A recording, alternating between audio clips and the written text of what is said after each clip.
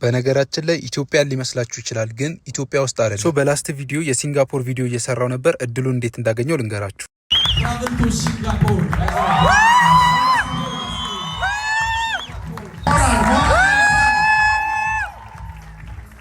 እኔና ዴቭ ቤስት አምባሳደር ኦፍ ሰሚ አኑዋል፣ ዴቭ በሱፐርቫይዘር እኔ ደግሞ በሴልስነት አሸንፈን የሁለት ዋንጫና እንዲሁም ደግሞ የሲንጋፖር ሙሉ ወጪያቸውን ሸፍኜ እኔ ወደ ሲንጋፖር እልካለሁ ብሎ ሜሪት ፕሮፐርቲስ በምታዩት መልኩ ወደ ሲንጋፖር ልኮናል ማለት ነው። በዚሁ አጋጣሚ ኮመንት ላይ እየገባችሁ ሜሪት ፕሮፐርቲስ እናመሰግናለን እያላችሁ ጽፉ ኮመንት ላይ በእኔ ስም ማለት ነው። እኔም በጣም ደስ ይለኛል። ሆቴል ተይዞልን እንዲሁም ደግሞ ለአንዳንድ ወጪዎች ተብሎ የተወሰነ ዶላር ተሰጥቶን ነበር። እዚህ በምስሉ ላይ የምታዩት ከ8 ሰዓት አድካሚ ፍላይት በኋላ ሲንጋፖር ደረሰ። እንግዲህ ሲንጋፖር ውስጥ ወደ 18 ቦታዎችን ልንጎበኝ እዚህ ጋር እንደምታዩት ሊስት አድርገን አስቀምጠን ነበር። ከኋላ ያለው ሰውዬ ግን እያየ ነው፣ ተኝቶ ነው። ኤኒዌይስ እሱን ተውትና ብቻ በባስ ሲንጋፖር ሀገራችን እስኪመስለን ድረስ በባስ ከላይ እስከታች ዞርን። በነገራችን ላይ ትንሽ ከተማ ነች። መንግስት ግን ለህዝቡና ለከተማው ሲጨነቅ ያየሁት እውነት ለመናገር ሲንጋፖር በፊት ከኢትዮጵያ አልወጣም የሚል ሀሳብ ነበረኝ። አሁን ላይ ግን ሀሳቤን ቀይሬያለሁ። ገና ቀጣይ ፓርት አለ፣ ተከታተሉ።